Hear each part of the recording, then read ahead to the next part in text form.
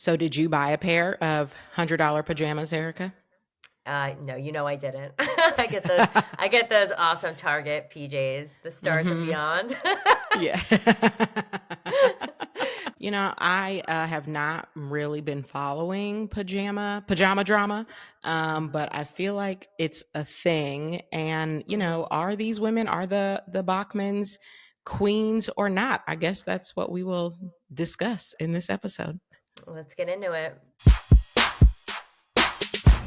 Hello and welcome to Two Queens, Two Crowns. I'm your host, KJ Miller, founder, lecturer, and content creator. And I'm Erica Manganelli, pop culture humorist and content creator. And on today's bonus episode, we are talking about two women I know very little about, Samantha and Cecily Bachman. And Erica, what is your relationship to these women? What do you know about them? Everything I've learned about these women have been against my will. Hmm. Through the algorithm on the FYP and word of mouth through gossip sites. Yeah. Mhm. Uh-huh. Same. It just started peeking into my FYP in the last few days, and I could tell like we were already knee deep in a conversation that was happening when it got served to me. So then I had to decide, Mhm. am I going to try and go down this rabbit hole and figure out what the hell everybody is talking about? And Yeah. I would say I put my foot like halfway in. So now I think I've got some Yeah. context at least on the scandal. I don't have that much Mhm. context about the two of them. So I think, we'll get into both in Yeah. today's episode.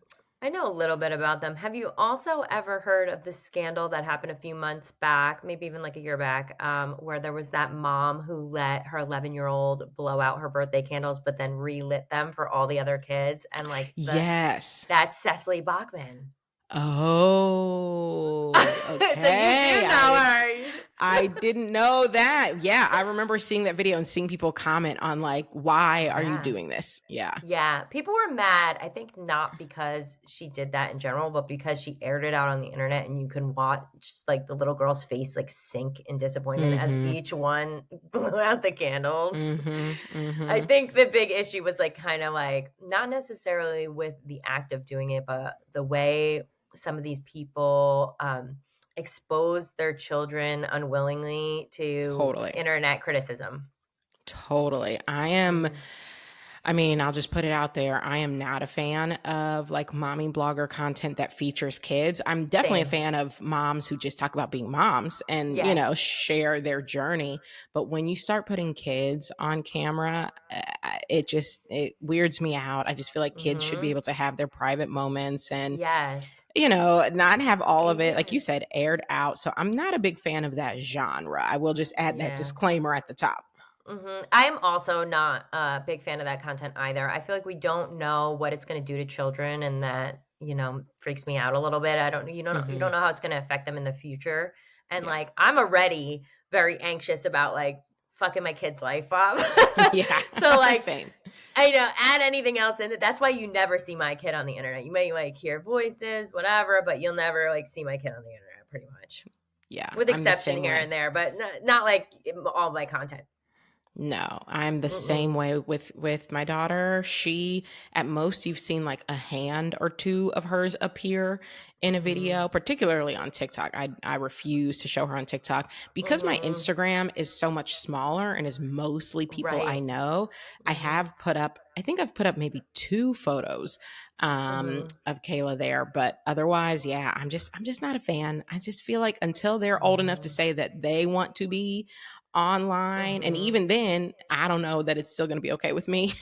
Yeah, So well, see, that's why you'll sometimes hear mine is, like, mine wants to be online, but I'm very, like, especially TikTok, I'm the same way because like, Instagram is it's a lot smaller, more intimate mhm, situation, I kinda know everyone, but TikTok, I'm just like, "There's too many vultures out there." It's mhm. too much for me. Okay, well, I guess Mm, we'll get into all of that and more right after mhm. this.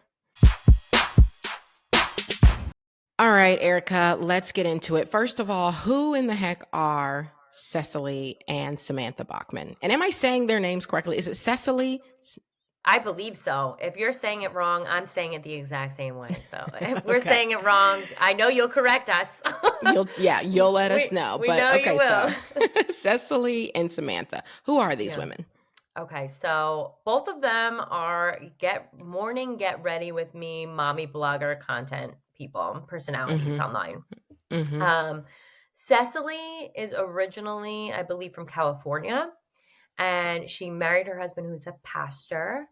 And I think now, I know they're sister in laws, but I don't know if it's on his side or if it's her brother, but I think it's on the husband's side.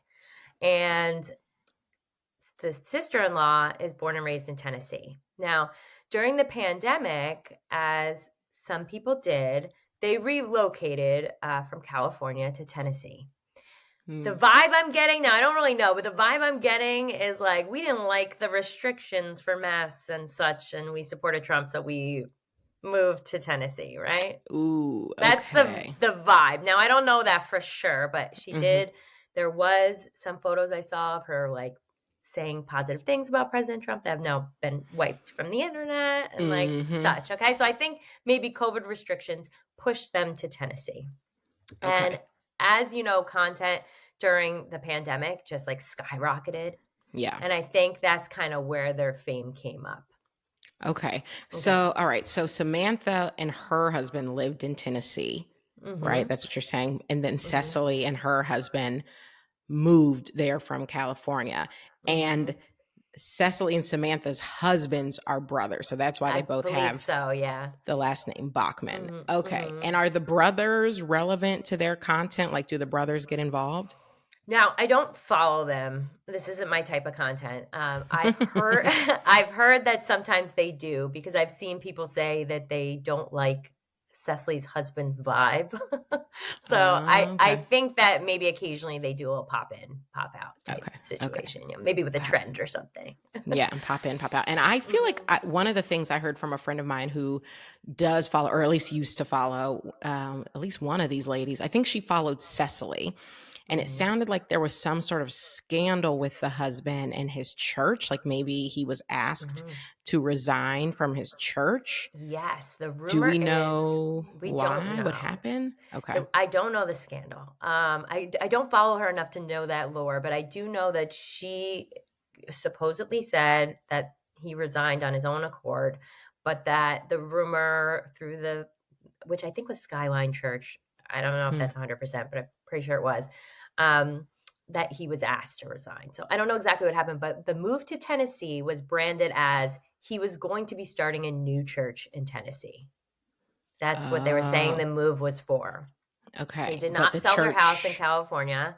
They okay. rented the house out and then rented a fully furnished home in Tennessee, allegedly, of course, because everything Mm. is something I've learned on the internet. I do not know these people.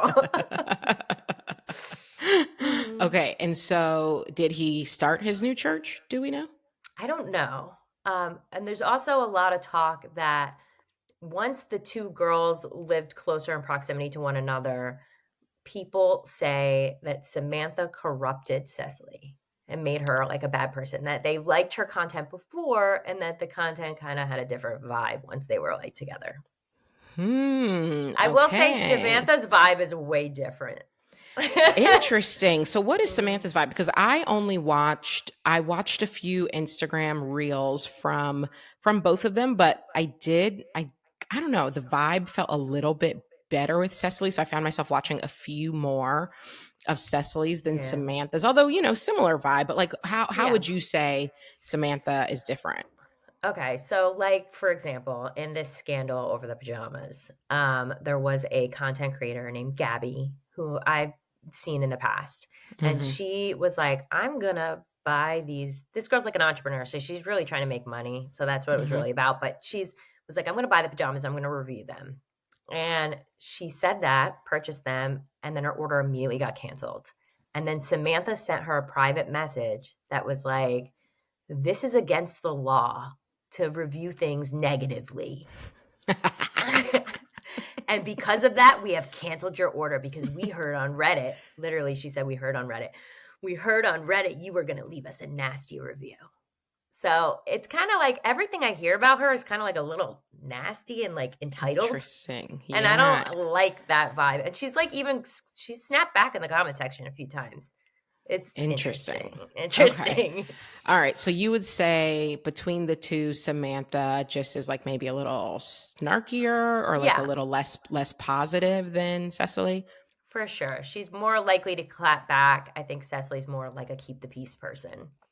Got it. Okay. Hmm. All right. So that's who they are. They're mom bloggers. They make content about their kids, about making breakfast. I saw one Cecily did about like a realistic meal for a family of six.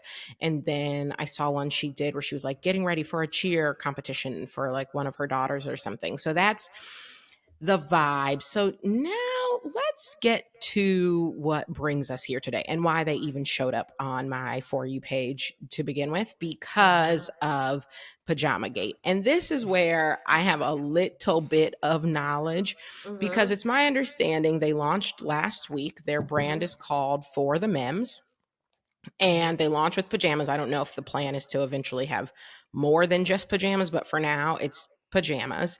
Hmm. And they sort of immediately caught flack because they priced the pajamas at $97. Hmm. And now I will just say, as someone who my pajamas usually are in the range of like between 40 and 60, Hmm. um, 97 is expensive relative to what I usually buy, but it's not like it's $400. Like it's Right. expensive, but it's not. And to me, I didn't hear that number and think like, this is insanity. I just thought like, oh, okay, kind of pricey.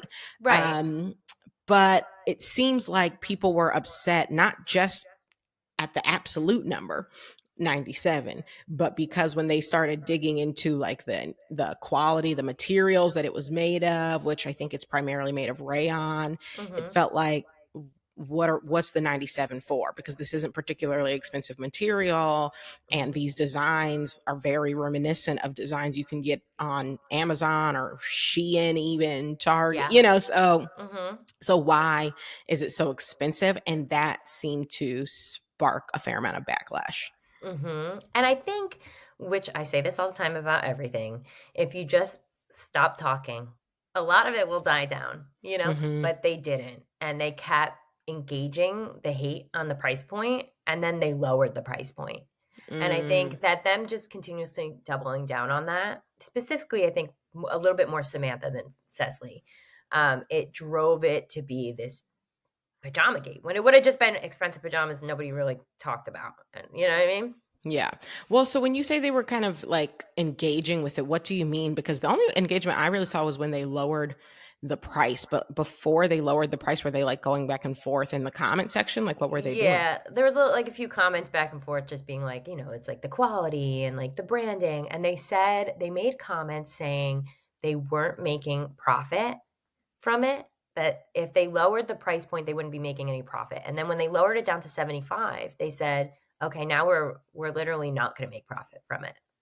Which, as someone who has bought like really cheap things, and I've also explored before selling things on Amazon, so like I've spent many hours on AliExpress, Yeah. okay? Mm-hmm. So I kind of know a little bit of a price point on what pajamas would cost. I'm just not buying it. I'm Right. just not, that's just my personal opinion. You obviously have run brands before, so you have Mm-hmm. way better knowledge about that. What do you think? Yeah, I did see in their little video about lowering the price where how they said like at this price point, even if we sell out, we will not be making a profit. And I Mm-hmm. do find that extremely hard to believe because Mm-hmm. from the little now I am not my business is beauty. I'm not someone who's purchasing apparel. However, I was an apparel buyer in a past life. Okay. And Mm-hmm. and in that past life, what I know to be true about the unit cost for sets like that is you can get them anywhere from call it like $4 to $5 as a starting cost. I would say on the high end to like $20. Mm-hmm. There's just simply and $20 is a really high price to pay for rayon sets, and you'd really Mm-hmm. only be paying that high of a cost of like a unit cost if your minimum order quantity was quite small. And I would imagine they'd be ordering quantities of at least 1,000 units per Mm-hmm. size. For sure. That Because I they have a just huge following. yeah, they both have huge followings. Like I'd be somewhat surprised if they went under 1,000 units. In which case, to me, that means probably their unit cost was somewhere in, I'd call it that like $8 to $12 range. Okay, so Mhm. at an $8 to $12 range, now let's add on being generous. Let's add on $10 full to ship it and to put it in some packaging. Even though the reviews I saw, it is not custom packaging. Okay, Yeah, so but the bags that they come in aren't like mm-hmm, Shein bags. People were pointing that out. They're Shein bags, mm-hmm, but it does have their branding on the bag. What would you say on the that would back. like cost? I mean, yeah, those bags are cents, So not cheap. dollars. Yeah, Those so bags, cheap. yeah, 5 to 15 cents depending. Mhm. So, and then the inside packaging, first of all, it's a bag, so that's the cheapest you can do. The inside Right. packaging wasn't branded. The Mhm. review I saw, they're not printing a packing slip, which can add Right. to your cost. So when Mhm. I say let's add $10 for shipping and packaging, that is me being extremely generous. I Okay. think maybe we really should be adding like $3 to $4 for shipping and packaging. Okay. But even if we Mhm. add the 10, now I'm at $20 all in and you're selling Yeah. it for 75. So if you're not Mhm. making a profit, what is going Mhm. on? Like you've done this Yeah. business all wrong, all wrong. Yeah. And that's what people are mad about, that it felt like a cash grab. Mhm. Um, and a lot of people were saying, well, they do have to split because there is two of them. They do have to like split the profit. And to that, I say, I get that, but this isn't. Is this? Did they plan on just doing this and then just never doing anything ever again? You're not building the brand. You Right. know what I mean?